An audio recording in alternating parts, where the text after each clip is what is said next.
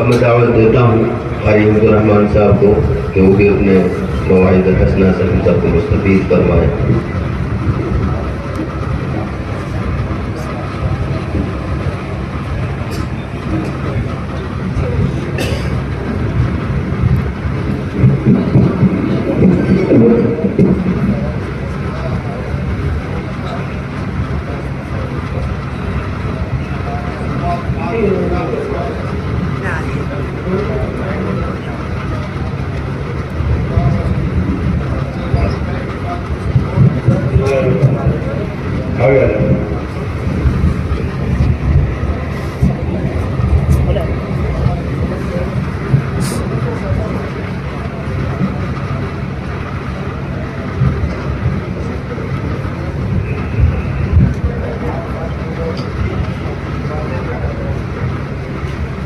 الحمد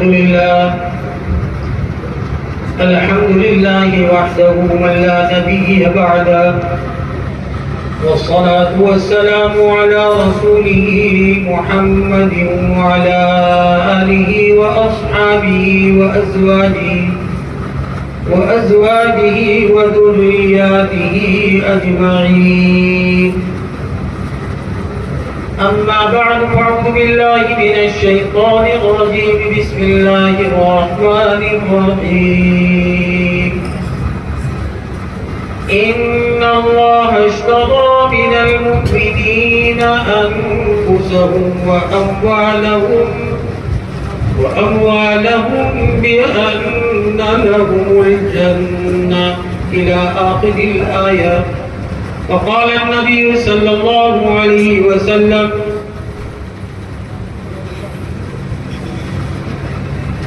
المخلوق كلهم ضعفاء لا غني إلا هو.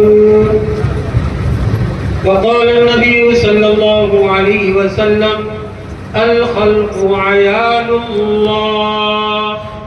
وقال: خير الناس من ينفع الناس، أو كما قال عليه الصلاة والسلام.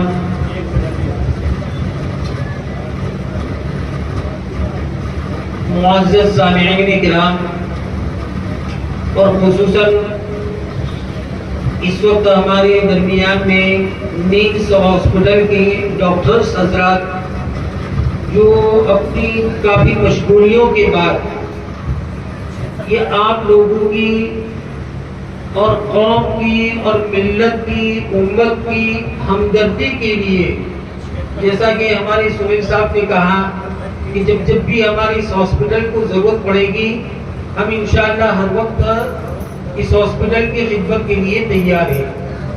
یہ بہت بڑا جذبہ ہے اور حقیقت ہونا بھی چاہیے. اور دوسرے نمبر پر ہمارے قاری ریاض صاحب، اللہ ان کی قربانیوں کو قبول فرمائے.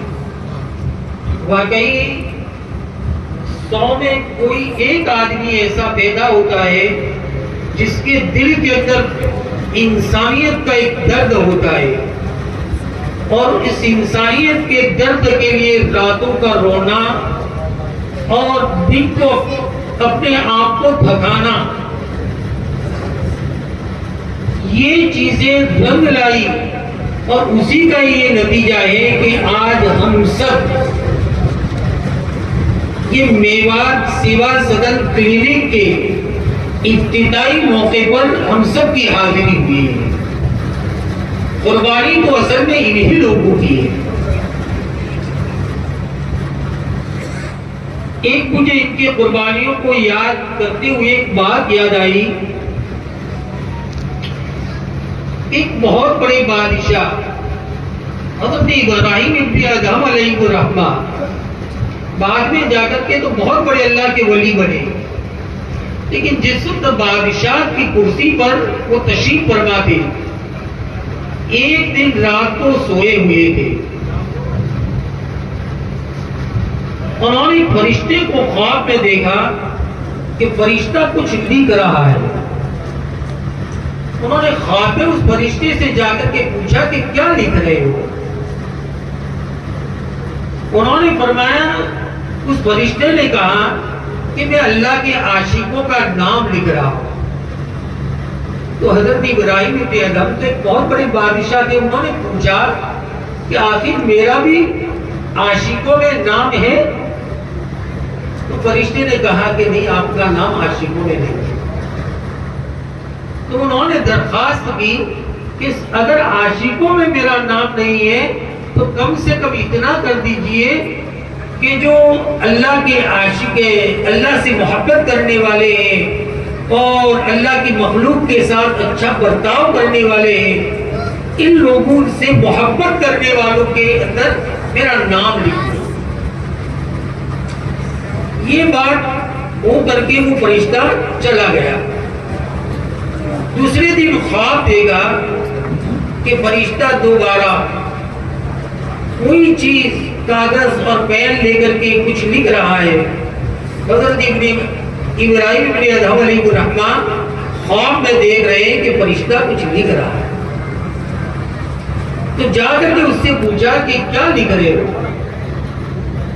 کہ آج تو ان لوگوں کے نام لکھ رہا ہوں جو اللہ کے عاشقوں سے محبت کر رہا ہے, ان لوگوں کا نام لکھ رہا ہوں.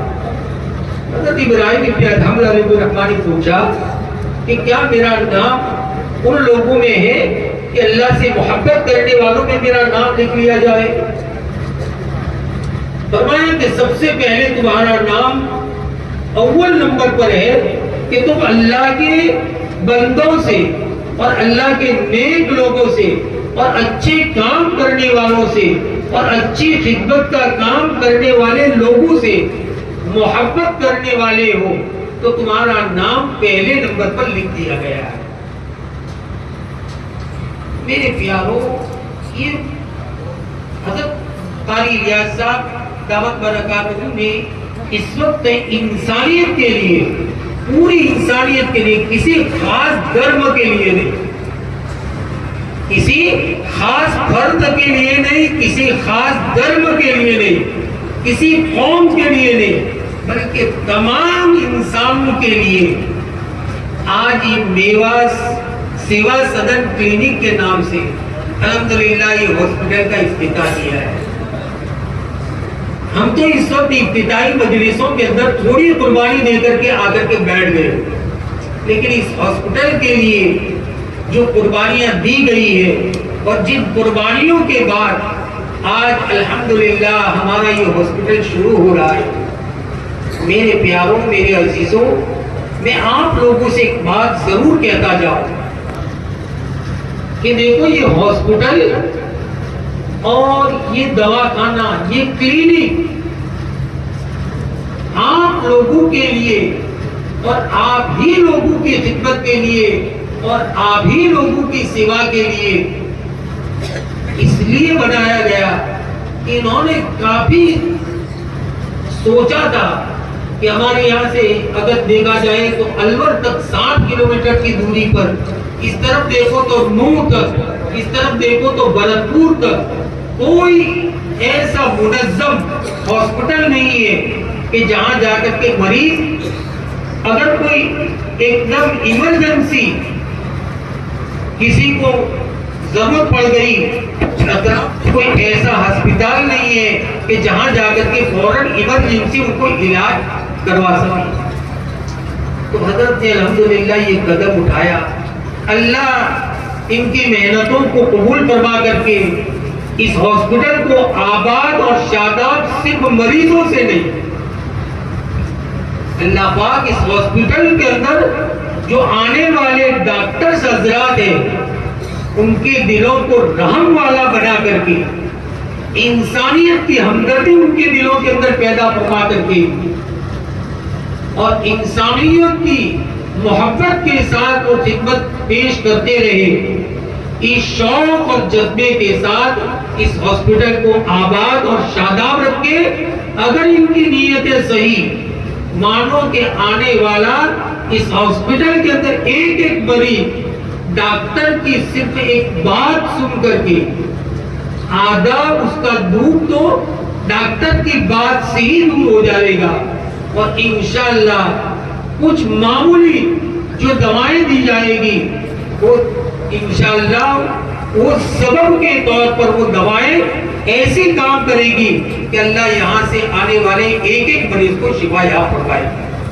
اس کے لیے میرے پیاروں، میرے عزیزوں، یہ صرف قاری الیاس صاحب کا ہی ہسپتال نہیں، ہم سب کا ہسپتال ہے۔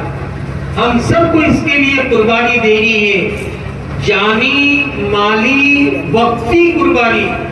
جب بھی ضرورت پیش آئے ہم انشاءاللہ سینہ بسینہ، کندھا بکندھا، قدم قدم ان کے ساتھ چل کر کے، اگر علاقے کے اندر ان کا ساتھ اور جس قسم کی ضرورت پیش آئی تعاون کریں گے، انشاءاللہ ہمارا یہ ہاسپٹل، ابھی تو ان کے عزائم بہت بلند ہے، اللہ ان کے عزائم کو قبول فرمائے۔ یہ ان کے عزائم جو ہے میرے پیاروں، اتنے دور کا سفر کر کے ہم لوگ جو یہاں پر آئے، ان کے عزائم پر میں قربان ہوں کہ ان کے عزائم قوم کے لیے اور انسانیت کے ایک ایک فرد کے لیے کتنے بڑے عزائم ہیں کہ ہمارے بہت سارے لوگ اس وقت روزی روٹی کے لیے پریشان ہیں۔ ایک معمولی سا آدمی ہاسپٹل کے اندر، مدرسے کے اندر، کالج کے اندر اور بننے والی ہاسٹل کے اندر بھی خدمت کر کے وہ اپنے گھر کا گزران چلا سکے۔ ان کا یہاں تک کا یہ نظریہ، یہ بہت بڑی بات ہے کہ ہر کوئی آدمی پوری انسانیت کے لیے اتنی بڑی بات سوچ لے، یہ کوئی معمولی بات نہیں ہے۔ اس کے لیے میرے پیاروں، میں آپ لوگوں سے ایک درخواست کروں گا کہ خاص طور پر اس ہاسپٹل کو آپ پورا ساتھ دیجیے، اور میں ڈاکٹر صاحبان اور ہماری ڈاکٹر صاحبہ حضرات سے بھی یہ درخواست کروں گا کہ ڈاکٹر صاحب، جب بھی اس ہاسپٹل کو آپ کی ضرورت پیش آ جائے، آپ اپنی نیندوں کو، اپنے سارے تقاضوں کو اگر قربان کر کے آتے رہے تو صحیح معنوں میں آپ نے انسانیت کا حق ادا کیا۔ مال کے لیے تو انسان ہر جگہ پر دوڑتا ہے، لیکن خدمت کے جذبے سے جو آدمی دوڑتا ہے، اس کے لیے تو ایک حدیث پاک جس کو فارسی کے اندر کہا گیا کہ یہ بخشش تا نہ بخشت خدا نہ بخشندہ، یہ بخشش ہے کہ ای سعادت بزور بازو نیز، کہ اس وقت یہ چاہے ڈاکٹر صاحبہ حضرات خدمت کے انداز میں ہو یا ہمارے قاری الیاس صاحب اپنی جانی، مالی، وقتی قربانی دینے والے، لیکن یہ سعادت اور یہ نیک وقتی اور یہ بڑے بڑے عزائم یہ اپنے طور پر نہیں ہوئے، اللہ نے کروائے ہیں۔ اور ہمارے ڈاکٹر صاحبان حضرات کو جو یہ دن کا علم فن دیا ہے، وہ بھی اللہ رب العزت نے اسی لیے دیا ہے کہ انسانیت کے کام آئے۔ یہ بہت بڑی سعادت ہے، ایک بخشش ہے مالک کی طرف سے، بھگوان کی طرف سے، خدا کی طرف سے یہ بخشش ہے۔ اس کی قدردانی یہ ہے کہ ہم انسانیت کے لیے جب بھی ہماری ضرورت پیش آ جائے، ہم ہمارے علم طب کے ذریعے سے، ہمارے علم فن کے ذریعے سے ہم ان کو جہاں تک ہو سکے فائدہ پہنچانے کی حد تک امکان کوشش کریں گے۔ اگر ان عزائم کے ساتھ ساتھ انشاءاللہ ہم اس ہاسپٹل کے لیے، ہاسپٹل کا عملہ کام کرتا رہا، ہاسپٹل کے منتظمین کام کرتے رہے، تو ہمارا یہ دن دور نہیں کہ انشاءاللہ یہاں سے ڈاکٹر حضرات پیدا ہو کر کے نکلیں گے۔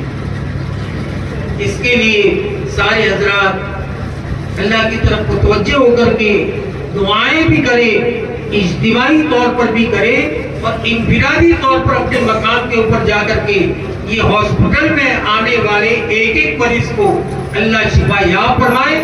اس کے لیے خاص طور پر دعاؤں کا اہتمام کریں اور اس کے لیے صدقات وغیرہ بھی دیں۔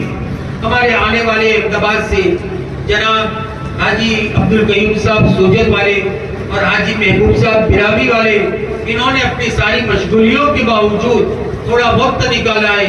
मैं हमारी रियासत साहब की तरफ से इनका बहुत बहुत शुक्र अदा करता हूँ। इन्होंने अपनी कीमती मशगूलियात को और कीमती कारोबार को छोड़ करके इस अहम मजलिस के अंदर पहुंच करके जो हमारे कारी रियाज साहब को एक तकरीर पहुंचाई है और एक साथ दिया है, इस पर मैं कारी साहब की तरफ से आने वाले तमाम मेहमानों का और खुसूसन मौलाना खालिद साहब जो बेसमा से आए हुए, इनका भी तहे दिल से शुक्रगुजार हूँ। और हमारे डॉक्टर साहिबान जो इस वक्त अपनी सारी मशगूलियों को छोड़ करके आए हुए, डॉक्टर साहिबान इस बात का इरादा करें और हमारे सुनील साहब ने तो कह ही दिया है कि जब भी हमारी जरूरत पेश आएगी हम इंशाअल्लाह हर वक्त हाजिर है। तो नियत करें कि इंशाअल्लाह सारे डॉक्टर हज़रात जब भी जरूरत पेश आएगी हम हॉस्पिटल के लिए कदम ब कदम खड़े होंगे। अल्लाह पाक हम सबको जो बातें कही गई, जो बातें सुनाई गई, हम सबको अमल की तौफीक नसीब फरमाए।